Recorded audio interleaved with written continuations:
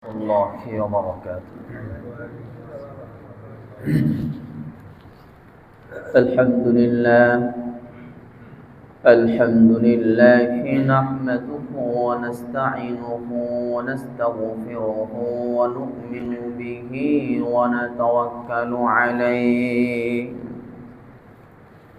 ونعوذ بالله من شرور أنفسنا ومن سيئات أعمالنا من يهده الله فلا مضل له ومن يضلله فلا هادي له ونشهد أن لا إله إلا الله وحده لا شريك له ونشهد أن سيدنا وحبيبنا ومولانا محمدا عبده ورسوله أما بعد فقد قال الله تبارك وتعالى فأعوذ بالله من الشيطان الرجيم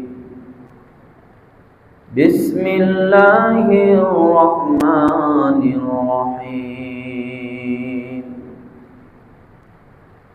يا أيها الذين آمنوا اجتنبوا كثيرا من الظن إن بعض الظن إثم ولا تجسسوا ولا يغتب بعضكم بعضا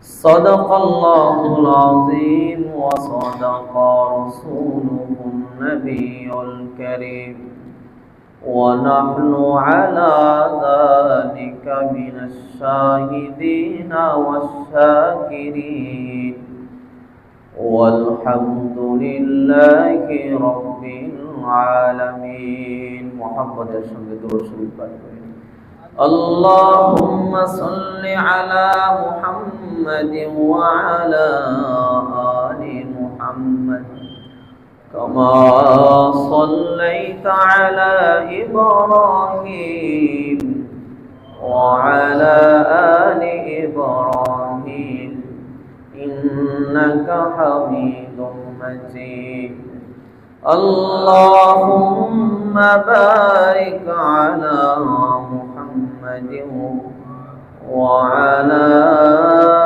آل محمد كما باركت على إبراهيم وعلى آل إبراهيم إنك حميد مجيد بلغ العلا بكماله كشف الدجى بجماله حسنت جميع خصاله صلوا عليه وآله মহান আল্লাহ রাব্বুল আলামিনের দরবারে লাখো কোটি শুকর ও সুজুদ জানাচ্ছি যে আল্লাহ তাআলা আমাদেরকে অত্যন্ত দয়া করে মায়া করে অসংখ্য অগণিত লোক থেকে যাচাই বাছাই করে আল্লাহর ঘর মসজিদে আসার বসার কিছুদিনই আলোচনা শোনার এবং বলার মতো সুযোগ এবং তৌফিক দান করে দিয়েছেন। সেজন্য সেই মহা রব্বে কারীমের দরবারে অন্তরস্থল থেকে শুকরিয়া জ্ঞাপন করে সবাই জোরে সোরে বলে আলহামদুলিল্লাহ। মুহতারাম হাজিরিন, আমাদের এই মানব জাতিকে মহান আল্লাহ রব্বুল আলামিন দুইটা জিনিসের সমন্বয়ে সৃষ্টি করেছেন। একটা হলো আপনার আমার বডি, আপনার আমার শরীর, আর একটা হলো আপনার আমার রূহ বা আত্মা।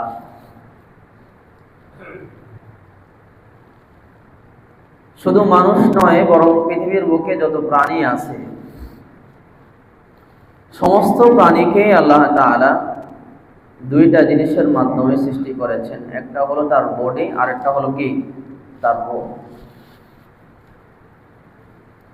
অনুরূপভাবে পৃথিবীর বুকেও আমরা যখন একটু তাকাই দেখব, পৃথিবীর বাহ্যিক যত উপকরণ আছে এই উপকরণগুলোকেও দুইটা জিনিসের মাধ্যমে তৈরি করা হয়ে থাকে, আবিষ্কার করা হয়ে থাকে। যেমন বাস, ট্রাক, বিভিন্ন যানবাহন, দেখবেন একটা হলো তার বডি, আর একটা হলো কি তার ইঞ্জিন। দুই জিনিসের মাধ্যমে এই বাসটাকে, ট্রাকটাকে তৈরি করা হয়েছে। আবার লক্ষ্য করে দেখবেন যে যে বাস বা ট্রাকটা তৈরি করা হয়েছে, এই বাস বা ট্রাকের দুইটা জিনিস অর্থাৎ তার বডি এবং তার ইঞ্জিন একই জায়গায় হয় না। যেমন বাসের বডি আমাদের দেশেই তৈরি করা হয়, কিন্তু তার ইঞ্জিনটা আনা হয় এরকম চায়না থেকে, ইঞ্জিনটা আনা হয় রাশিয়া থেকে, আমেরিকা থেকে, ফ্রান্স থেকে। কেন? বলে যেই জিনিসের ইঞ্জিন যত বেশি পাওয়ারফুল হবে, তার শক্তি যত বেশি হবে, বলে ওই গাড়িটা, ওই বস্তুটা, ওই বাহনটা তত বেশি দ্রুত গতিতে চলতে থাকবে। বলে অনুরূপ ভাবে আপনার আমার এই যে বডিটা আছে, বডিটাকেও আল্লাহ তাআলা দুইটা জিনিসের মাধ্যমে তৈরি করেছেন। একটা হলো আপনার আমার বাহ্যিক যে বডি, বাহ্যিক যে দেহ আছে, এই দেহ অবয়ব। আরেকটা হলো আপনার আমার রূহ, আপনার আমার আত্মা। এই বাহ্যিক বডিটা আল্লাহ তাআলা তৈরি করেন আপনার আমার মায়ের গর্ভে। দুনিয়াতে আল্লাহ তাআলা এই বাহ্যিক বডিটাকে তৈরি করেন, সৃষ্টি করেন। আর এই বডির ভিতরে যে রূহটা ফুঁকে দেন আল্লাহ তাআলা, এই রূহটা কোথা থেকে আসে? উপর থেকে, আসমান থেকে। বলে দুইটা জিনিস এক জায়গায় না, বরং দুইটা জিনিস দুই জায়গা থেকে এক জায়গায় কি হয়েছে, এটা মিলিত হয়েছে। যেমন বাস বা ট্রাক, তার বডি এক জায়গায়, ইঞ্জিন কি আরেক জায়গায়। তো আপনার আমার এই যে 3.5 হাত যে বডিটা আছে, বলে তার খাদ্য একরকম, আবার আপনার আমার যে রূহ আছে তার খাদ্য আরেক রকম। অর্থাৎ যে জিনিস যেখান থেকে তৈরি হবে, বলে তার খাদ্যটা, তার উপকরণটা ওই জায়গা থেকে হবে। যেমন আপনার আমার এই যে বডিটা আছে, এই বডিটাকে আল্লাহ রব্বুল আলামিন 4টা জিনিসের মাধ্যমে সৃষ্টি করেছেন। কয়টা জিনিস? 4টা জিনিস। 1 নম্বর মাটি, 2 নম্বর আগুন, 3 নম্বর পানি, 4 নম্বর বাতাস। এই 4টা উপকরণ দিয়ে আল্লাহ তাআলা আপনার আমার এই বডিটাকে সৃষ্টি করেছেন। এই 4টা জিনিসই আপনার আমার বডির মধ্যে আছে। বলে মাটি আছে কোথায়? মাটি তো দেখতে পাই না। বলে মাটি দেখতে পান না, কিন্তু এটাকে বিশ্বাস করতে হবে। কেন? বলে যেই জায়গার মধ্যে মাটি থাকে, ওই মাটির মধ্যে দেখবেন চারা উৎপাদন হয়, গাছ উৎপাদন হয়। হয় কি হয় না? আপনার আমার শরীরের মধ্যে চামড়ার উপরে এরকম গাছ আছে না নাই? গাছ আসেনি? বলে আল্লাহ তাআলা আপনার আমার এই শরীরটাকে আগুন দ্বারাও সৃষ্টি করছেন। আগুন তো দেখতে পাই না। আগুন দেখতে পাই? আগুন কোথায়? মাদ্রাসার মধ্যে একটা কিতাব পড়ানো হয় মান্তিক, ওই মান্তিকের মধ্যে একটা বহর আছে দালালাত। দালালাত কাকে বলে? তার মূল যে বস্তুটা, ওই মূল বস্তুটা তার একটা দালালাতের মাধ্যমে তার প্রমাণ হবে। যেমন যেই জায়গার মধ্যে আগুন আছে, ওই আগুনটা আপনি বুঝবেন ধোঁয়া দেখে, ঠিক কিনা? শীতকালে দেখবেন আমাদের মুখ থেকে এরকম ধোঁয়া বের হয়, ধোঁয়া বের হয় কি হয় না? তার মানে আপনার আমার বডির মধ্যে কি আছে? আগুনও আছে। 3 নাম্বার, এই বডিটাকে আল্লাহ তাআলা সৃষ্টি করেছেন পানি দ্বারা। বলে পানি কোথা থেকে আসে? পানি তো দেখতে পাই না। বলে আপনার পিঠের মধ্যে যখন কয়েকটা ঘুষি দেওয়া হবে, কিল দেওয়া হবে, দেখবেন আপনার চোখ চোখ দিয়ে এমনি টলগুলো কি পানি বের হবে। 4 নাম্বার, এই বডি সৃষ্টি করা হয়েছে বাতাস দিয়ে। বলে বাতাস, বলে আপনার আমার পেটের মধ্যে গ্যাস হয় কি হয় না? বাতাস। বলে এই 4টা উপাদান দিয়ে আল্লাহ তাআলা আপনাকে আমাকে সৃষ্টি করেছেন। পাশাপাশি এই 4টা উপাদানের প্রতি আপনার আমার এই যে বডিটা আছে, এই বডিটা মুখাপেক্ষী। এই বডি কি মুখাপেক্ষী? কিভাবে? বলে যেমন মাটি দিয়ে আপনার আমার এই দেহটাকে আল্লাহ তাআলা সৃষ্টি করেছেন, এই মাটি থেকে উৎপন্ন যে ফসল আছে, ওই উৎপন্ন ফসলের প্রতি আপনি আমি মুখাপেক্ষী, ঠিক কিনা? মাটি থেকে যে উৎপাদিত যে ফসলগুলো হয়, যদি এগুলো আপনি আমি না খাই বাঁচবো? কথা বলেন। 2 নাম্বার আগুন, বলে আগুনের প্রতি আপনি আমি মুখাপেক্ষী। 3 নাম্বার পানি, পানির অপর নাম তো জীবনী, পানির প্রতি আপনি আমি মুখাপেক্ষী। 4 নাম্বার বাতাস, বাতাসের প্রতি আপনি আমি মুখাপেক্ষী। মুখাপেক্ষী কিনা? 1টা মিনিট যদি বাতাস বন্ধ হয়ে যায়, অক্সিজেন বন্ধ হয়ে যায়, থাকতে পারবো? কথা বলেন।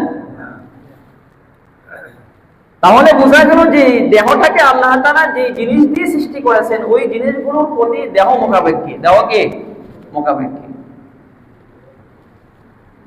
পাশাপাশি আল্লাহ তাআলা বলেছিলাম যে 2 জিনিসের মাধ্যমে আপনাকে আমাকে সৃষ্টি করেছেন। একটা হলো দেহ, আর একটা হলো কি রূহ বা আত্মা। রূহ বা আত্মা, বলে এই যে রূহ আছে, বলে এই রূহেরও একটা খাদ্য আছে না নাই? কথা বলেন। রূহের খাদ্য আছে না নাই? আছে। বলে রূহের খাদ্য কি? বলে রূহের খাদ্য হলো জিকির। রূহের খাদ্য কি? জিকির। রূহের খাদ্য হলো কোরআন তেলাওয়াত। রূহের খাদ্য হলো নেক আমলে সালেহ। রূহের খাদ্য হলো ভালো ভালো কথা, ভালো ভালো কাজ, ভালো কাজ, নেক আমল, জিকির, কোরআন তেলাওয়াত। আপনি যত বেশি করতে পারবেন, বলে তত বেশি আপনার রূহ শক্তিশালী হবে,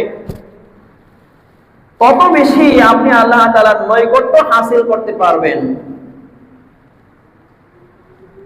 আবার এই রূহের একটা ক্যান্সারও আছে। কি আছে? কথা বলেন। ক্যান্সার। রূহের ক্যান্সারও আছে।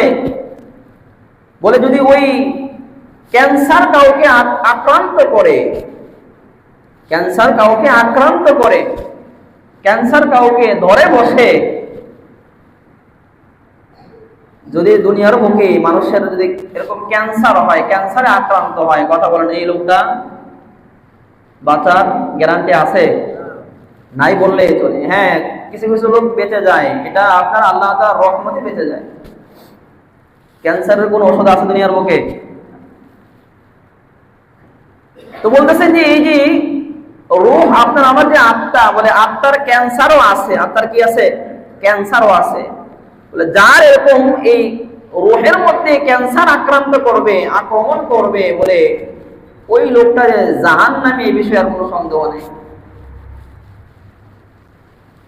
বলে এই ক্যান্সারগুলোর মধ্যে সবচেয়ে ভয়াবহ মারাত্মক যে ব্যাধি, মারাত্মক যে ক্যান্সার, সেটা হলো গীবত শিকায়াত করা। মানুষের কি করা? কথা বলেন, জোরে আওয়াজে বলেন। মানুষের কি করা? গীবত শিকায়াত করা। মানুষের নামে দুর্নাম করা, মানুষের আগে পিছে, তার সামনাসামনি এরকম মানুষকে বদনাম করার চেষ্টা করা। বলে এটা হলো মহা ক্যান্সার। এটা কি? মহা ক্যান্সার। যেটা আমাদের গ্রামের অধিকাংশ মানুষের একটা স্বভাবে পরিণত হয়ে গেছে, অভ্যাসে পরিণত হয়ে গেছে। কি বলেন, মিথ্যা কথা বললাম নাকি? কথা বলেন। অনেক মুসল্লি এরকম আছে, অনেক মুসল্লি দেখবেন এরকম মসজিদের মধ্যে সুবহানাল্লাহ সুবহানাল্লাহ সুবহানাল্লাহ করতেছে, সুবহানাল্লাহ সুবহানাল্লাহ সুবহান। এই কিরে, ওই যে আব্দুল্লাহ শুনলাম তাপ লেগে গেছে, 1 চিল্লাই গেছে, 3 চিল্লাই গেছে, বউটা রেখে গেছে, আছে না নাই? কথা বলেন। সুবহানাল্লাহ সুবহানাল্লাহ সুবহানাল্লাহ। কিরে মুয়াজ্জিন কই? হ্যাঁ, আযান দেব কে? আছে না নাই? সুবহানাল্লাহ সুবহানাল্লাহ সুবহানাল্লাহ। আরে শুনছুন নি, অমুকের ছেলে তো অমুকের মেয়েকে নিয়ে ভেগে গেছে, আছে না নাই? কথা বলেন। এটা কি বলেন? সবচেয়ে মারাত্মক ক্যান্সার, অনেক বড় একটা ক্যান্সার। কেমন ক্যান্সার? মহান আল্লাহ রব্বুল আলামিন এই ক্যান্সার সম্পর্কে একেবারে একটা আলাদা একটা সূরা নাযিল করছেন। সুবহানাল্লাহ বলেন। আলাদা একটা কি করছেন? সূরা নাযিল করছেন। এই সূরার নাম হচ্ছে সূরা হুমাযা। সূরা হুমাযা। রব্বুল আলামিন বলেন, ওয়াইলুল লিকুল্লি হুমাযাতিল লুমাযা আল্লাযী জামা'a মালাহু ওয়া 'আদ্দাদা ইয়াহসাবু আন্না মালাহু আখলাদা كلا لينبذن في الحطمة وما أدراك ما الحطمة نار الله الموقدة التي تطلع على الأفئدة إنها عليهم مؤصدة في عمد ممددة আল্লাহ রাব্বুল আলামিন ওয়াইলুন, আল্লাহ তাআলা বলেন ধ্বংস। কি বলছেন? ধ্বংস। বলে কাদের জন্য ধ্বংস? মুফাসসিরিন কিরামগণ এই যে ওয়াইলুন এই শব্দের দুইটা ব্যাখ্যা করছেন। একটা হচ্ছে ধ্বংস, আরেকটা ব্যাখ্যা করছেন জাহান্নাম। ওয়াইলুন একটা জাহান্নামের নাম। বলে ওয়াইলুন বলে ধ্বংস। বলে কাদের জন্য ধ্বংস? লিকুল্লি হুমাযা। লিকুল্লি হুমাযা। হুমাযাতুন এই শব্দের শাব্দিক অর্থ হলো এমন ব্যক্তি যে ব্যক্তি কোনো মানুষের সরাসরি তার গীবত শিকায়াত করে, সরাসরি কোনো মানুষকে এরকম কটাক্ষ করে, সরাসরি কোনো মানুষের দোষ চর্চা করে, সরাসরি কোনো মানুষকে খাটো করে এরকম মানুষের সামনে পেশ করার চেষ্টা করে। এরকম লোক আছে না নাই? সরাসরি মনে করেন কথার কথা আপনার চেহারাটা একটু কি খারাপই, এবং আপনাকে দেখা মাত্র ওই লোক সমাজে একেবারে মানুষের সামনে আপনার বিরুদ্ধে এরকম কথা বলতেছে, ইস ছি ছি কি বিশ্রী একটা চেহারা। অথবা একটা লোক আপনার সমাজে আপনার একটা কোন একটা প্রোগ্রামের মধ্যে আসছে, ছি ছি ছি ছি এই লোকটাকে এখানে ঢুকতে কে দিয়েছে? আছে না নাই? কথা বলেন। এই লোকটাকে এখানে, এই নিচু লোকটাকে এখানে ঢুকতে কে দিয়েছে? অনেক লোক এরকম মানে দোষ চর্চা করে, মানুষের সমালোচনা করে। কিভাবে? আরে কত বড় সাপ হয়ে গেছে, হ্যাঁ সরাসরি এরকম কত বড় সাপ হয়ে গেছে। কিছুদিন আগে ওর বাবা আমাদের বাড়িতে এরকম চাকরগিরি করছে, কাম করছে, কাম করে ভাত খাইছে। আছে না নাই? কথা বলেন। এটাকে বলা হয় সরাসরি কি করা? সমালোচনা করা। সরাসরি মানুষকে খাটো করা। রব্বুল আলামিন বলেন যে ওই যে যারা সরাসরি এরকম মানুষকে কি করবে? খাটো করবে, মানুষকে এরকম বাঁকা চোখে দেখবে, মানুষকে এরকম হ্যায় প্রতিপন্ন করার চেষ্টা করবে, বলে ওই লোকগুলোর জন্য আমি আল্লাহ তাআলা জাহান্নামের আগুন প্রস্তুত করে রাখছি। নাউযুবিল্লাহি মিন যালিক। কোন জাহান্নাম? বলে ওয়াইলুন জাহান্নাম। কোন জাহান্নাম? ওয়াইলুন জাহান্নাম।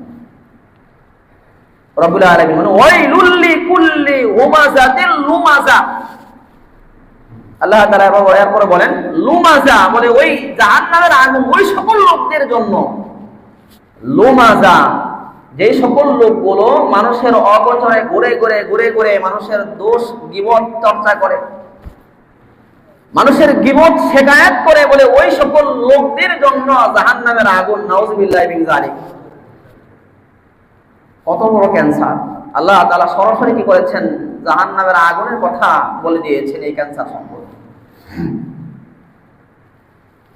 এরপরে আল্লাহ তাআলা বলেন, দ্বিতীয় ক্যান্সারের কথা বলেন, আল্লাযী জামাআ মালাও ওয়া আদ্দাদা। বলে এই ওয়াইলুন, এই ধ্বংস ওই লোকের জন্য, আল্লাযী জামাআ মালাও ওয়া আদ্দাদা, যে ব্যক্তি তার মাল সম্পদকে জমা করতেছে, ওয়া আদ্দাদা, আর গণতেছে, বসে বসে গণতেছে। আছে না না এরকম কথা বলেন? অমুক থেকে 20,000 টাকা, তমুক থেকে 30,000 টাকা, অমুক জায়গা থেকে 1 লাখ টাকা, তমুক জায়গা থেকে 2 লাখ টাকা আসবে, অমুক জায়গায় এরকম 2 লাখ টাকা 3 লাখ টাকা সুদে লাগায় রাখছি, অমুক জায়গা থেকে এরকম 1 লাখ টাকা 2 লাখ টাকা বসে আসবে। আছে না নাই কথা বলেন? দান সদকা করে না, বরং সমস্ত মাল এরকম পুঞ্জীভূত করে রাখার চেষ্টা করে, আর শুধু এরকম গণে, রাত্রেবেলা হিসাব করে 1,000, 2,000, 1 লাখ, 2 লাখ, 8 লাখ, 10 লাখ, কত বাড়লো, কত বাড়লো। আল্লাযী জামাআ মালাও ওয়া আদ্দাদা। রব্বুল আলামিন বলেন, ইয়াহসাবু আন্না মালাহু আখলাদা, বলে সে মনে করে, চিন্তা করে, মনে হয় তার এই ধন সম্পদগুলো সারা জীবন থাকবে। আল্লাহ তাআলা বলেন, কাল্লা, না কখনোই নয়, লায়ুমবাযান্না ফিল হুতামা, লায়ুমবাযান্না ফিল হুতামা, তাকে হুতামার মধ্যে নিক্ষেপ করা হবে। নাউযুবিল্লাহি মিন যালিক। যাদের মধ্যে এই যে হুমাজা এবং রুমাজা এই গুণ আছে, মানুষকে সামনে তিরস্কার করা, মানুষের অগোচরে গীবত শিকায়াত করা, এবং যারা কি করে, মাল জমা করে, মাল গণনা করে, আল্লাহর রাস্তায় দান সদকা করে না, বলে ওই সকল লোকদেরকে আল্লাহ তাআলা কোথায় নিক্ষেপ করবেন? হুতামার মধ্যে নিক্ষেপ করবেন। আল্লাহ তাআলা এরপরে আবার নবীকে ডাক দিয়ে বলছেন, ওমা আদরাকা মাল হুতামা, হে নবী আপনি কি জানেন ওমা আদরাকা মাল হুতামা? হুতামা কি জিনিস? আল্লাহ তাআলা নিজেই বলতেছেন, নারুল্লাহিল মুকাদা, এটা হলো প্রজ্বলিত একটা আগুন, প্রজ্বলিত আগুন। বলে কেমন আগুন, কেমন প্রজ্বলিত আগুন? আল্লাহ তাআলা বলেন, আল্লাতী তাত্তালিউ আলাল আফইদা, বলে এমন প্রজ্বলিত আগুন, যে প্রজ্বলিত আগুন স্পর্শ করা মাত্রই, গায়ের মধ্যে লাগা মাত্রই একেবারে কলিজার ভিতরে গিয়ে পৌঁছবে। নাউযুবিল্লাহ বলেন। এরপরে আল্লাহ বলেন, ইন্নাহা আলাইহিম মুসাদা, ইন্নাহা আলাইহিম মুসাদা, যাদের মধ্যে এই গুণগুলো আছে, এই দোষগুলো আছে। কি দোষ? মানুষের সামনাসামনি মানুষকে এরকম তিরস্কার করা, মানুষের পিছনে পিছনে গীবত শিকায়াত করা, মাল জমা করা, বলে এই দোষগুলো যাদের মধ্যে আছে, বলে তাদেরকে ওই জাহান্নামের এই আগুনগুলোর মধ্যে বেষ্টন করে রাখা হবে। এরপর ফি আমাদিম মুমাদ্দাদা, বলে এমন ভাবে বেষ্টন করা হবে যে জাহান্নামের মধ্যে বড় বড় আগুনের পিলার আছে, বলে ওই আগুনের পিলারগুলোর মধ্যে তাদেরকে বেঁধে রাখা হবে। নাউযুবিল্লাহ বলেন। কাদের সম্পর্কে আল্লাহ তাআলা বলতেছেন? কথা বলেন, কাদের সম্পর্কে? ওই লোকগুলো, যে লোকগুলোর মধ্যে এই বদ গুণগুলো আছে। এই বদ গুণ আছে কি? বলে মানুষকে হ্যায় প্রতিপন্ন করার গুণ, মানুষকে ছোট করার গুণ, এবং যারা মানুষের এরকম পিছে পিছে মানুষের দোষ চর্চা করে বেড়ায়, খায়ালে কোনো কাজ নাই, অমুকে এটা করছে, তমুকে এটা করছে, আছে না নাই? কথা বলেন। তাদের সম্পর্কে আল্লাহ তাআলা একেবারে ডাইরেক্ট একটা আলাদা সূরা নাযিল করে দিয়েছেন, জাহান্নামী হিসেবে আল্লাহ তাআলা ঘোষণা করে দিয়েছেন যে তাদের শাস্তি কি হবে। আল্লাহ তাআলা এই বিষয়টা আল্লাহ তাআলা উল্লেখ করে দিয়েছেন। নাউযুবিল্লাহি মিন যালিক। মুহতারাম হাজিরিন, বলে যারা মানুষের এরকম দোষ চর্চা করবে, মনে রাখবেন, যারা মানুষের দোষ চর্চা করবে, মানুষকে সমাজের মধ্যে হ্যায় প্রতিপন্ন করার চেষ্টা করবে, যারা মানুষের গীবত শিকায়াত করার চেষ্টা করবে, মনে রাখবেন এই যে আপনি আরেকজনকে ছোট করার চেষ্টা করতেছেন, আরেকজনকে হ্যায় প্রতিপন্ন করার চেষ্টা করতেছেন, সে হ্যায় প্রতিপন্ন হবে না, বরং আল্লাহ রাব্বুল আলামিন আপনাকেই লাঞ্ছিত করবে, আপনাকেই লাঞ্ছিত করবে। ইন্ডিয়াতে, ভারতে একটা ভালো একটা ফ্যামিলি, ওই ফ্যামিলির নাম হয়ে গেছে বিসমিল্লাহ ফ্যামিলি। কি নাম? বিসমিল্লাহ ফ্যামিলি। মানে সমাজের মধ্যে ভালো কাজ করতে করতে তাদেরকে মানুষ বিসমিল্লাহ ফ্যামিলি হিসেবে সবাই এরকম চিন্তা লাগবে। বিসমিল্লাহ ফ্যামিলি খুব ভালো একটা ফ্যামিলি।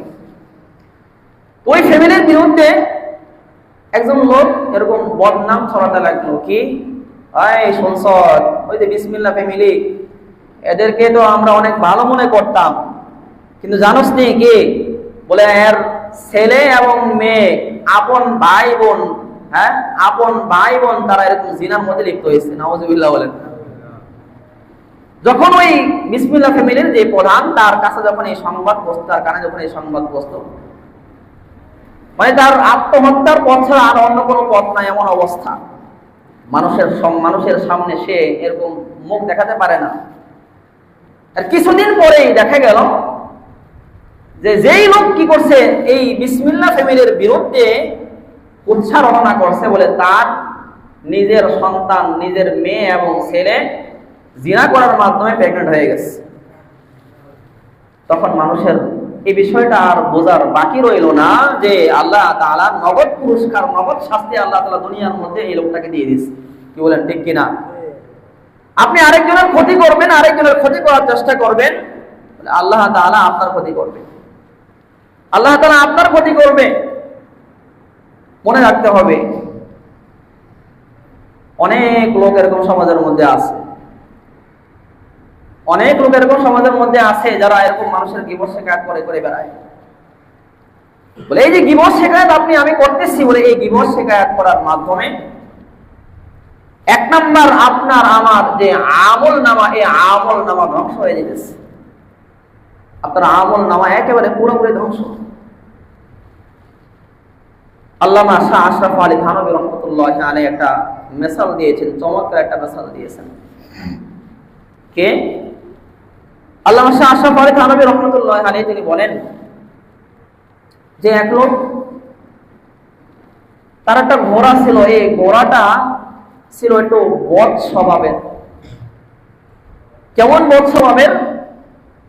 বলে এই ঘোড়া যখনই কোনো প্রস্রাব পায়খানা করত, প্রস্রাব পায়খানা করার পরে নিজে নিজে ওই প্রস্রাব পায়খানাটা একটু শুকার চেষ্টা করত। ততক্ষণ পর্যন্ত সামনে আগাতো না যতক্ষণ না পর্যন্ত তারা এই প্রস্রাব পায়খানা সে না শুনত। একদিন এই লোকের দূরে কোথাও সফরে যেতে হবে, এখন সে পড়ে গেছে মহা মুসিবতে। কি করবে? দূরে সফরে যাবে, এখন তার ঘোড়ার যে বদ অভ্যাস, এই বদ অভ্যাসের কারণে সে তো এত বড় সফর করতে পারবে না। তখন তার একজন সাথী সে জোগাড় করার চেষ্টা করলো, ওই এলাকায় যাবে। মনে করেন কথার কথা আপনাদের এই সোনারগাঁ থেকে চট্টগ্রাম যাবে। একজন সাথী সে পেয়ে গেল।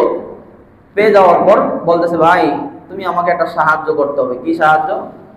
তোমার হাতে একটা চাবুক দেব, আমার ঘোড়ার এই বদ স্বভাব, যখনই সে পিছনের দিকে ফিরবে তুমি তাকে প্রহার করো। বলে আচ্ছা ঠিক আছে, আমি তোমার এই সাহায্যটা করতে রাজি আছি। তো দুই বন্ধু এরকম মিলে চট্টগ্রামের উদ্দেশ্যে রওনা হয়েছে। যখনই ওই ঘোড়া তার পিছনের দিকে ফিরে এরকম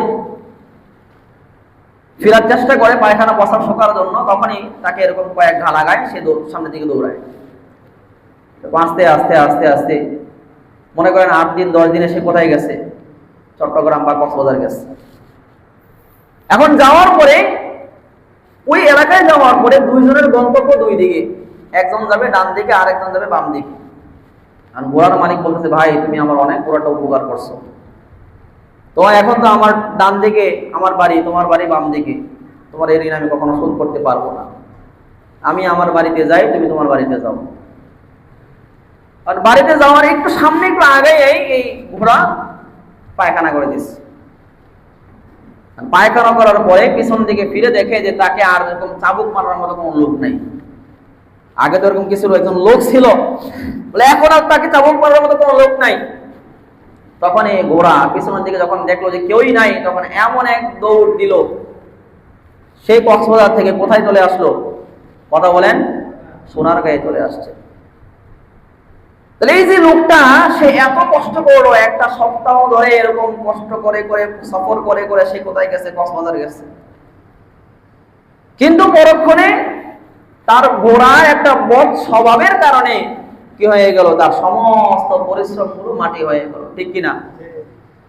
আল্লামা শাহ আশরাফ আলী থানভী রাহমাতুল্লাহ আলাইহি তিনি ওই মিসাল দিয়ে বলতেছেন যে তোমাদের মধ্যে আমাদের মধ্যে এরকম কিছু বদ আমলওয়ালা, বদ আখলাকওয়ালা কিছু লোক আছে, যেই লোকগুলো সারাদিন তো রোজা রাখে, সারা রাত্র তো এরকম তাহাজ্জুদের নামাজ আদায় করে, অনেক অনেক নেক আমল করে ফেলে, কিন্তু বাদ বাকি কাল হাসরের মাঠ যেদিন কায়েম হবে ওই দিন দেখা যাবে তার এই আমল নামার একটাও তার কাজে আসতেছে না।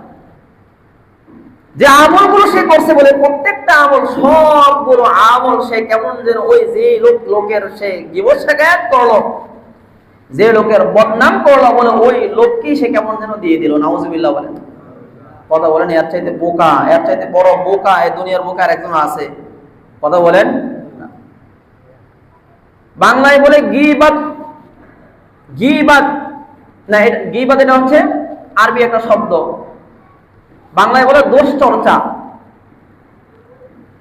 আর বাংলায় আরেকটা শব্দ আছে ঘি ভাত। কি ভাত? ঘি ভাত, ঘিয়ের ভাত, মাখনের ভাত। এই ঘিয়ের ভাত খাইতে কি খুব মজা, খুব সুস্বাদু। কি বলেন, ঠিক কিনা? বলে ঘি ভাত, এই এরকম দোষ চর্চা করতেও খুব মজা লাগে, অনেক মজা লাগে, কিন্তু মজার পরে সাজা আছে না নাই? কথা বলেন, সাজা আছে না নাই? সাজাটা কি? বলে দুনিয়ার ওকে এক নাম্বার আল্লাহ তাআলা তাকে লাঞ্ছিত করবেন, দুই নাম্বার আল্লাহ তাআলা তার আমলগুলোকে ধ্বংস করে দিবেন, তিন নাম্বার আল্লাহ তাআলা ওই যে ওয়াইলুল লিকুল্লি হুমাযাতিল লুমাযা বলছেন, আল্লাহ রাব্বুল আলামিন তার সেই ওয়াদা অনুযায়ী তাকে জাহান্নামের মধ্যে নিক্ষেপ করবেন। নাউজুবিল্লাহ বলেন। আপনার আমার এই যে জবান, এই জবানটা অনেক পবিত্র, অনেক পবিত্র করে আল্লাহ তাআলা সৃষ্টি করেছেন। বলে কতটা পবিত্র? বলে আল্লাহ তাআলা আপনার আমার এই জবানকে ভালোবেসে আপনার আমার এই জিহ্বাটাকে আল্লাহ তাআলা বাইরেও সৃষ্টি করতে পারতেন, বাইরেও দিতে পারতেন। পারতেন কি পারতেন না? কিন্তু আল্লাহ তাআলা এরকম তার চারপাশে 32টা দাঁত এরকম বেষ্টন করে আল্লাহ তাআলা মুখের ভিতরে আপনার আমার এই জিহ্বাটাকে রাখছেন। কেন? বলে বান্দা এই তার জিহ্বাটা যদি বাহির রাখা হয়, এই জিহ্বার মধ্যে এরকম ধুলাকণা পড়তে পারে, মাটি পড়তে পারে, ধুলাবালি পড়তে পারে, আমার বান্দার জিহ্বাটা নষ্ট হয়ে যাবে, ময়লা হয়ে যাবে। আমার বান্দা তার জিহ্বা দিয়েছি, তার জবান দিয়েছি তো আমার জিকির আজকার করার জন্য, কোরআন তেলাওয়াত করার জন্য, ভালো কাজ, ভালো কথা বলার জন্য, ভালো কাজ করার জন্য। কি বলেন, ঠিক কিনা? এই জিহ্বা দিয়ে আপনি আমি মন্দ কোনো কাজ করি, এই জিহ্বা দিয়ে আপনি আমি দুশ্চর্চা করি, কথা বলেন, এই জিহ্বা, এই জবান আপনাকে আমাকে কোথায় নিয়ে যাবে? কথা বলেন, জাহান্নামে নিয়ে যাবে। এই জিহ্বায় আপনাকে আমাকে জান্নাতে নিবে, অথবা এই জিহ্বায় আপনাকে আমাকে কোথায় নিবে? জাহান্নামে নিবে। আব্দুল্লাহ ইবনে মুবারক রাহমাতুল্লাহি আলাইহি অনেক বড় একজন মুহাদ্দিস, অনেক বড় একজন আলেম ছিলেন। তো এই আব্দুল্লাহ ইবনে মুবারক রাহমাতুল্লাহি আলাইহি তার জামানায় তিনি বাইতুল্লাহ থেকে হজ করে ফিরে আসতেছেন। পথের মধ্যে দেখেন যে মরুভূমির মধ্যে একটা মহিলা এরকম একেবারে তার চাদর দিয়ে এসে মুড়ি দিয়ে এরকম বসে আছে। তা আব্দুল্লাহ ইবনে মুবারক রাহমাতুল্লাহি আলাইহি ওই মহিলার কাছাকাছি গেলেন। কাছাকাছি যাওয়ার পরে নিশ্চিত হলেন যে এটা আসলে একটা মানুষ। তো আব্দুল্লাহ ইবনে মুবারক রাহমাতুল্লাহি আলাইহি এই মহিলাকে সালাম দিলেন, আসসালামু আলাইকুম ওয়া রাহমাতুল্লাহি ওয়া বারাকাতুহু। মহিলা মানুষ, তিনি সালামের উত্তরটা স্বাভাবিকভাবে না দিয়ে তিনি কোরআনে কারিমে একটা আয়াত তেলাওয়াত করলেন, কি? সালামু কাওলাম মির রাব্বির রহিম, দয়াময় আল্লাহ তাআলার পক্ষ থেকে তোমার উপর সালাম। আব্দুল্লাহ ইবনে মুবারক রাহমাতুল্লাহি আলাইহি বুঝতে পারলেন যে এই মহিলা আমার সালামের জবাব দিয়েছেন। তো আব্দুল্লাহ ইবনে মুবারক রাহমাতুল্লাহি আলাইহি আবার প্রশ্ন করলেন, বুড়িমা আপনার কি হয়েছে? এই জায়গার মধ্যে আপনি বসে আছেন কেন? কোন সমস্যা? তখন বুড়িমা কোরআনে কারিমে আরেকটা আয়াত তেলাওয়াত করেন, কি? মাইয়ুদলিলিল্লাহু ফামা লাহু মিন হাদ, আল্লাহ তাআলা যাকে পথভ্রষ্ট করেন তাকে পথ দেখানোর মতো কেউ নাই। এই আয়াত তেলাওয়াত করার মাধ্যমে বুড়িমা এই কথা বোঝানোর চেষ্টা করলেন, বাবা আমি পথ হারা হয়ে গেছি, আমি আমার কাফেলা থেকে পথভ্রষ্ট হয়ে গেছি, কাফেলার লোকদেরকে হারিয়ে ফেলছি। তখন আবার জিজ্ঞাসা করেন, আপনি আপনার কাফেলা থেকে বিচ্ছিন্ন হয়ে গেছেন, এই জায়গায় আপনি কতদিন পর্যন্ত আছেন? ওই মহিলা কোরআন থেকে উত্তর দেয়, 3 রাত পর্যন্ত আমি এই জায়গায় অবস্থান করতেছি। আব্দুল্লাহ ইবনে মুবারক রাহমাতুল্লাহি আলাইহি আশ্চর্য হয়ে জিজ্ঞাসা করলেন, আপনি 3 দিন 3 রাত পর্যন্ত এই জায়গায় অবস্থান করতেছেন, খাইছেন কি? কি খাওয়া দাওয়া করছেন? তখন তিনি উত্তর দিলেন কোরআন থেকে, আল্লাযী হুয়া ইউতঈমুনি ওয়া ইয়াসকিন, তিনি এমন সত্তা যিনি আমাকে খাবার দেন এবং পান করান। মানে আল্লাহ আমাকে খাওয়াইছে। আব্দুল্লাহ ইবনে মুবারক রাহমাতুল্লাহি আলাইহি আশ্চর্য হয়ে প্রশ্ন করলেন, মা আপনি এরকম প্রত্যেকটা কথার উত্তর কোরআন থেকে দেন কেন? ওই বুড়ি মহিলা জবাব দিয়েছেন, মা ইয়ালফিযু মিন কাওলিন ইল্লা লাদাইহি রাকীবুন আতীদ। জবাবটা কোরআন থেকে, মা ইয়ালফিযু মিন কাওলিন ইল্লা লাদাইহি রাকীবুন আতীদ। বান্দা দুনিয়ার বুকে যেই কথাই বলে কথা বলেন, আপনার আমার এই কথাগুলো রেকর্ড হচ্ছে কি হয় না? রেকর্ড হচ্ছে কি হচ্ছে না? আল্লাহ বলেন, মা ইয়ালফিযু মিন কাওলিন ইল্লা লাদাইহি রাকীবুন আতীদ। বান্দা তুমি যেই কথাই বলো এই কথাগুলো কিন্তু দুইজন ফেরেশতা রেকর্ড করে ফেলতেছে। তখন ওই বুড়িমাকে বলতেছেন, মা আপনার বাড়ি কোথায়? বাড়িও কোরআন থেকে উত্তর দিচ্ছেন, সুবহানাল্লাযী আসরা বিআবদিহি লাইলাম মিনাল মাসজিদিল হারামি ইলাল মাসজিদিল আকসা। বুড়িমা উত্তর দিচ্ছেন যে সুবহানাল্লাযী আসরা বিআবদিহি, প্রশংসা ওই সত্তার, পবিত্রতা ওই সত্তার জন্য যিনি তার বান্দা মুহাম্মদ সাল্লাল্লাহু আলাইহি ওয়াসাল্লাম তাকে বাইতুল্লাহ থেকে বাইতুল মাকদিস পর্যন্ত ভ্রমণ করিয়েছেন। তার মানে হচ্ছে যে আমি আসছি এখানে হজের উদ্দেশ্যে, কিন্তু আমার মূল বাড়ি কোথায়? বাইতুল মুকাদ্দাসে। তখন আব্দুল্লাহ ইবনে মুবারক রাহমাতুল্লাহি আলাইহি তিনি চিন্তা করলেন যে এত ভালো একজন মহিলা, এত জ্ঞানী একজন মহিলা, তাকে একাকে এরকম ফেলে যাওয়া যায় না। বললেন যে বুড়িমা আপনি আমার ওটের মধ্যে ওঠেন, আপনাকে আমি আপনার বাড়িতে পৌঁছে দিই। এখানে অনেক কথা। যাই হোক, এই আব্দুল্লাহ ইবনে মুবারক রাহমাতুল্লাহি আলাইহি এই বুড়িমার সঙ্গে চলতে আরম্ভ করলেন এবং এই চলার পথে বুড়িমাকে অনেক কথা তিনি জিজ্ঞাসা করলেন, প্রশ্ন করলেন এবং প্রত্যেকটা কথার উত্তর তিনি কোরআন থেকে দিলেন। শেষ পর্যন্ত তার বাড়িতে যাওয়ার পরে সন্তানদেরকে জিজ্ঞাসা করতেছেন, এই সন্তানরা, তোমার মা দেখলাম এরকম পুরো রাস্তার মধ্যে প্রত্যেকটা কথা, প্রত্যেকটা আয়াত এরকম কোরআন থেকে দিচ্ছেন, কোরআন থেকে উত্তর দিচ্ছেন, তার কারণ কি? তখন সন্তানরা উত্তর দিচ্ছেন যে আমার মা, আমরা বুঝ হওয়ার পর থেকে দেখতেছি যে কোরআন থেকেই তিনি কথা বলতেছেন। সুবহানাল্লাহ। স্বাভাবিক ভাষায় তিনি কোনো কথা বলেন না। কেন? বলে ওলামায়ে কেরামদের মুখ থেকে শুনেছে যে যেই কথাই আল্লাহ তাআলা, যেই বান্দা যেই কথাই বলে ওই কথাটা ফেরেশতা কর্তৃক রেকর্ডিং হয়ে যায় এবং ওই কথার মধ্যে কি থাকতে পারে? ভালো থাকতে পারে, খারাপও কি থাকতে পারে। যেহেতু কোরআনে কারীম এর প্রত্যেকটা আয়াত, প্রত্যেকটা অক্ষর তেলাওয়াত করলে কি আছে? নেকি আছে। এজন্য আমার মা এই বিষয়টা নির্বাচন করলেন যে প্রত্যেকটা কথা কোরআন থেকে বলবো। কেন? বলে প্রত্যেকটা কথা কোরআন থেকে বলার দ্বারা আমার গুনাহ তো হবেই না, বরং প্রত্যেকটা আয়াতের বিনিময়ে, প্রত্যেকটা অক্ষরের বিনিময়ে আল্লাহ তাআলা আমাকে 10টা করে নেকি দান করবেন। সুবহানাল্লাহ। বলে দীর্ঘ 40 বছর যাবত আমার মাকে আমরা দেখতেছি যে এরকম কোরআনে কারীমের আয়াত তেলাওয়াত করে করে কি করতেছেন? তিনি কথা বলতেছেন। সুবহানাল্লাহ। একজন মহিলা মানুষ। আপনাদের এই মাইকটা খুব সমস্যা, কথা বলছেন। দায়িত্বশীল যারা আছেন মাইকের বিষয়ে আমরা একটু সচেতন হই।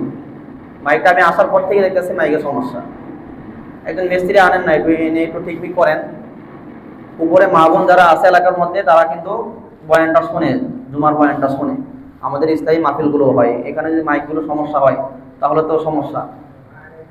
মা বোন যারা আছে তারা কিন্তু অনেক বড় নিয়ামত থেকে বঞ্চিত হয়ে যেতেছে। জুমার দিন আলোচনা করে এখন কাছে নিয়ে আলোচনা করতে হবে। এখানে কাছে নিয়ে আমি আলোচনা কেমনে করবো? 30 মিনিট 40 মিনিট কি এরকম কাছে নিয়ে আলোচনা করা যায়? মাইকের সমস্যা, অনেক সমস্যা। এটা একটু ভালো মিস্ত্রি দেখে এটা ঠিক করতে হবে। তো বলতেছিলাম যে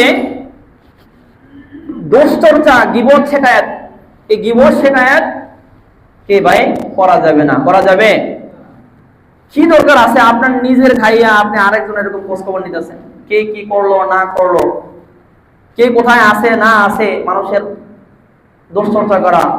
দোষ চর্চা কাকে বলে? যে যে মানুষটা আপনার এই কথাটা শুনলে সে মনের মধ্যে কষ্ট পাবে, মনের মধ্যে কি কষ্ট পাবে, বলে তার বিরুদ্ধে এরকম কিছু কথা, খোঁচা মেরে কিছু কথা বলা। কি দরকারটা আছে? আপনি এই যে কথাটা বলেন না, আপনি সাময়িক একটু আনন্দ পেলেন, একটু শান্তি পেলেন, বলে এই সাময়িক এই শান্তির বিনিময়ে আপনার কি হলো? আমলগুলো বরবাদ হয়ে গেল, আপনার জন্য জাহান্নামের আগুন নিশ্চিত হয়ে গেল। ওই যে বলতেছিলাম যে এই যে মানুষের নামে দুশ্চর্চা করা, গীবত শেখায়াত করা, এটা আপনার আমার রূহের জন্য সবচাইতে বড় ক্যান্সার, সবচাইতে বড় ক্যান্সার। যে ক্যান্সার সম্পর্কে আল্লাহ তাআলা ডিক্লেয়ার দিয়ে দিয়েছেন, যার মধ্যে এই ক্যান্সার থাকবে তার স্থান কোথায় হবে? ফতমা। তারপর তার স্থান কোথায় হবে? ফতমা। জাহান্নামের আগুনে তার স্থায়ী ঠিকানা হবে। এজন্য মানুষের দোষ চর্চা করা থেকে আমরা বিরত থাকবো। আল্লাহ রাব্বুল আলামিন আমাদের সবাইকে যে কথাগুলো বললাম, শ্রবণ করলাম, আমল করার তৌফিক দান করেন। ওয়া আখিরু দাওয়ানা